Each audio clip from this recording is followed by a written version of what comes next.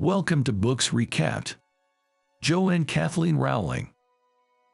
Harry Potter and the Philosopher's Stone. First part, Chapter 1 to 9. The Dursleys were a wealthy and status-conscious family living in Surrey, England. Mrs. Dursley was eager to keep up appearances and was embarrassed by her eccentric sister, Mrs. Potter, whom she had pretended not to know for years. One morning, Mr. Dursley saw a cat reading a map and was unsettled, but told himself he had imagined it. Later, he saw people in brightly colored cloaks and overheard people talking excitedly about the Potters and their one-year-old son, Harry. Mr. Dursley was disturbed but decided not to say anything to his wife. On the way home, he ran into a strangely dressed man who exclaimed that who had finally gone, and that even a muggle like Mr. Dursley should rejoice. The news was full of reports of shooting stars and owls flying during the day. That night, as the Dursleys were falling asleep, Albus Dumbledore, the head of the Hogwarts Wizardry School, appeared on their street. He shut off all the street lights and approached a cat that was really Professor McGonagall in disguise. They discussed the disappearance of Voldemort, who had killed the Potter parents the previous night and tried to kill their son, Harry, but was unable to. Voldemort's power apparently waned after his failed attempt to kill Harry, and he retreated. Dumbledore said that Harry could be left on the Dursleys' doorstep, and when he was old enough, he would be told of his fate. A giant, named Hagrid, then fell from the sky on a motorcycle with the baby Harry in a bundle of blankets. Dumbledore placed Harry on the Dursleys' doorstep with a letter, and the three parted ways. It had been 10 years since the events at the Dursleys' house. Harry was now almost 11 and living a miserable life in a cupboard under the stairs. He was constantly bullied by the Dursleys' son, Dudley, a spoiled and whiny boy. One morning, Harry was awoken by his aunt, Petunia, telling him to tend to the bacon because it was Dudley's birthday and everything had to be perfect. Dudley was upset because he had received only 37 presents, one fewer than the previous year. When a neighbor called to say she wouldn't be able to watch Harry for the day, Dudley began to cry because he didn't want Harry to join them on Dudley's birthday trip to the zoo. At the zoo, the Dursleys spoiled Dudley and his friend Piers while ignoring Harry as usual. In the reptile house, Harry paid close attention to a boa constrictor and was amazed when he was able to have a conversation with it. Piers and Dudley saw what Harry was doing and called Mr. Dursley over. Dudley pushed Harry aside to get a better look at the snake, and at that moment, the front glass of the tank vanished and the boa constrictor slithered out. Dudley and Piers claimed the snake had attacked them, and the Dursleys were in shock. When they got home, Harry was punished for the snake incident and sent to his cupboard without any food, even though he had nothing to do with what happened. As punishment for the boa constrictor incident, Harry was locked in his cupboard until summer. When he was finally released, he spent most of his time outside to avoid Dudley and his friends. Harry was excited to start a new school in the fall, far away from Dudley for the first time. One day, Uncle Vernon told Harry to fetch the mail, and Harry noticed a letter addressed to him at the cupboard under the stairs. Uncle Vernon grabbed the envelope and showed it to his wife, both of them shocked. They made Dudley and Harry leave the kitchen while they discussed what to do.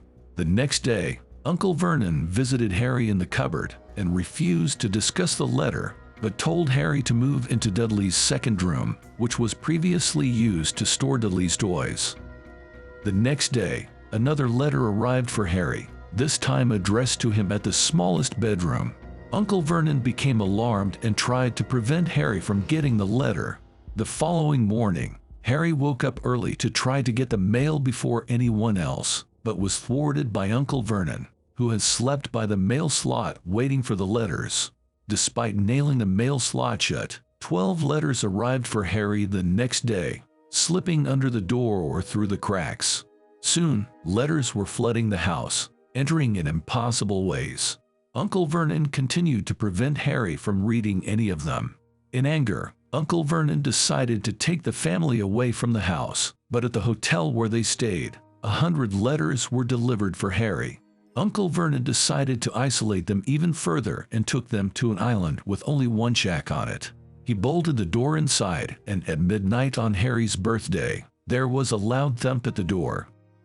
The thump was heard again, and a giant smashed down the door. Uncle Vernon threatened the giant with a gun, but the giant took the gun and tied it into a knot. The giant presented Harry with a chocolate birthday cake and introduced himself as Hagrid, the keeper of keys and grounds at Hogwarts. Hagrid was shocked to find out that the Dursleys had never told Harry about Hogwarts. Vernon tried to stop Hagrid from telling Harry about it, but he couldn't. Hagrid told Harry that he was a wizard and presented him with a letter of acceptance to the Hogwarts School of Witchcraft and Wizardry. Vernon protested that he wouldn't allow Harry to attend Hogwarts. Hagrid explained to Harry that the Dursleys had lied about how his parents died and that they were actually killed by the evil wizard Voldemort, not in a car crash as Harry had always thought. Harry didn't believe he could be a wizard, but then he realized that the incident with the boa constrictor was an act of wizardry. Despite Uncle Vernon's protests, Hagrid took Harry from the shack. Harry woke up in the company of Hagrid and realized that the preceding night was not a dream. The two set off to London to shop for Harry's school supplies. Harry was concerned about the money required, but Hagrid assured him that his parents left behind plenty of funds for him at Gringotts, the wizard's bank run by goblins. Their first stop in London was at the Leaky Cauldron, a pub where all the patrons recognized Harry and were both nervous and honored to have the opportunity to meet him.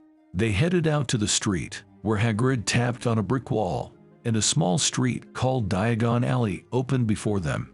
Hagrid explained that Harry would buy what he needs for school here. They went to Gringotts, where they were escorted down to Harry's safe. Inside, they saw the piles of silver and gold that Harry's parents left him. Hagrid explained the complex wizard monetary system, which is composed of galleons, sickles, and knits. Hagrid filled a small bag with money. Hagrid then took Harry to another vault, number 713, which was empty except for a grubby little package that Hagrid picked up and hid in his clothes, warning Harry not to ask about it. Hagrid then took Harry to be fitted for his uniform. In the store, he encountered a snobbish and unlikable boy who would also be starting Hogwarts in the fall.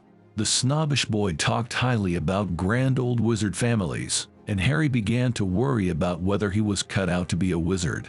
But Hagrid reassured Harry, telling him that he will learn all he needs to know and that there are many students from Muggle families at Hogwarts. After buying the required books and ingredients for potions, Hagrid and Harry then headed to the wand store. Mr. Ollivander, the store owner, made Harry try a number of magic wands, telling him that it will be clear when he has the right one. Harry tried out many wands. Finally, he picked up one made of holly and phoenix feather, and sparks shot out from it. This was clearly the right wand. Ollivander told Harry that the only other wand containing feathers from the same phoenix belonged to Voldemort and had been used to give Harry his lightning bolt forehead scar. Harry's last month with the Dursleys was unpleasant. The day before he was due to leave, Harry asked Uncle Vernon to take him to the train station. Uncle Vernon agreed to take him but ridiculed him for saying he is to leave from track 9 3/4, as is marked on the ticket Hagrid gave him. The following day, Harry arrived at the station and stood between tracks 9 and 10, wondering with increasing alarm how to find track 9 3/4. Finally, he overheard some people mention Hogwarts. It was a family of red-haired children who seemed to be bound for the school. He asked the mother for help, and she told him to walk through the barrier between tracks 9 and 10. Harry did so, and he was astonished to find the train to Hogwarts on the other side. Harry boarded the train. On the train, Harry was introduced to Fred and George Weasley, twins who were returning to school, and to their brother Ron, another student who will be starting at Hogwarts. Ron introduced Harry to such details of wizard life as Quidditch, a game a bit like soccer, but played on broomsticks, famous witches and wizards cards, collectible items like baseball cards, and every flavor beans. One of the cards had the picture of Albus Dumbledore. Ron, who came from a poor family, could not afford the pastries sold on the train. So Harry bought a lot with his newfound wealth and shared them with Ron. Harry also met a somewhat annoying, overachieving girl named Hermione Granger, and again saw the unpleasant boy from the uniform shop, Draco Malfoy. All the students have heard of Harry, and Harry was not sure how to respond to his fame. Arriving at the station, the newcomers were led onto boats in which they sailed to the castle of Hogwarts. The new students of Hogwarts were greeted at the castle doors by Professor McGonagall. She informed them that they would soon be sorted into their respective houses: Gryffindor, Hufflepuff, Ravenclaw, or Slytherin. Each house had its own team for Quidditch, a sport that resembled soccer played on broomsticks. The houses were in constant competition throughout the year to earn the most points, which were gained through Quidditch victories and lost for misbehavior. As the students entered the castle, they were met by ghosts floating in the hallway. They were led to the Great Hall, where the entire school was waiting for them. In the center of the room was a pointy hat on a stool. One by one, the students tried on the hat, which announced their assigned house. Harry was nervous as he approached the hat. He had heard that the students in Slytherin were unpleasant, and he knew that the notorious Voldemort had once been a member of that house. When it was Harry's turn to try on the hat, it engaged him in a mental conversation, trying to persuade him to join Slytherin. But in the end, the hat placed Harry in Gryffindor, much to his relief. Ron and Hermione were also sorted into Gryffindor, while Draco Malfoy was placed in Slytherin. The students then sat down to a grand feast to kick off the year. Harry was overwhelmed by the delicious spread of food. Sir Nicholas Mimsy Porpington, the resident ghost of Gryffindor, also known as Nearly Headless Nick due to a botched execution, introduced himself to the first-year students and expressed his hope that they would win the house championship. During dessert, the conversation turned to the students' backgrounds. Neville told the group about how his family thought he was a muggle until he survived a fall out of a window. Harry noticed a few of the teachers talking to one another and saw one of them glaring at him with malevolence. This was Professor Snape, who taught potions and seemed to harbor a strong dislike for Harry. As Dumbledore, the headmaster of Hogwarts, gave his welcome speech, Harry felt a sharp pain in his scar. Dumbledore added a few warnings about staying away from the Forbidden Forest and avoiding a certain corridor on the 3rd floor. After singing the school song, the students retired to their respective houses. Harry found life at Hogwarts to be strange and unfamiliar. Everyone seemed to be talking about him, and it seemed that an adult was always around when he did something wrong. He enjoyed all of his classes except for History of Magic. In the first Transfiguration class, where students learned to transform objects into other things, only Hermione was able to turn a match into a needle. Harry was relieved to see that he wasn't the only one struggling. On the first Friday of the school year, Harry received an invitation from Hagrid through his owl, Hedwig. During potions class, Harry discovered that Professor Snape really did not like him, mocking Harry as our new celebrity and then belittling him for his lack of knowledge about herbs. Harry decided to bring Ron along with him to Hagrid's shack 40. They were both intimidated by Hagrid's huge and fearsome-looking dog, Fong, but soon realized that he was actually gentle. Hagrid reassured Harry that Snape had no reason to dislike him. As Harry was leaving, he noticed an article in the Wizarding newspaper about a break-in at Gringotts Bank on the same day that he and Hagrid had visited the bank and emptied Vault 713. Harry was filled with questions as he left Hagrid. Harry was unhappy when he learned that the Gryffindors would have flying lessons with the Slytherins. He didn't want to spend more time with his enemy, Draco Malfoy. Madam Hooch, their flying instructor, gently lifted the new flyers off the ground. Neville had an accident and broke his wrist, so Madam Hooch took him to the hospital and told everyone to stay on the ground while she was away. Malfoy noticed Neville's magic ball and began flying around with it. Harry chased after Malfoy, who tossed the ball into the air. Harry caught it impressively and landed safely on the ground. Just then, Professor McGonagall arrived and scolded Harry, ordering him to follow her. But instead of punishing him, she introduced him to Oliver Wood, the captain of the Gryffindor Quidditch team, saying that Harry would make an excellent Quidditch player. At dinner, Harry excitedly told Ron about joining the Quidditch team, but he begged Ron to keep it a secret. Malfoy approached with Crabbe and Goyle and teased Harry about getting in trouble earlier. The tension between them grew, and Malfoy challenged Harry to a wizard's duel. Harry accepted, despite Hermione's attempts to discourage them from breaking the school rules.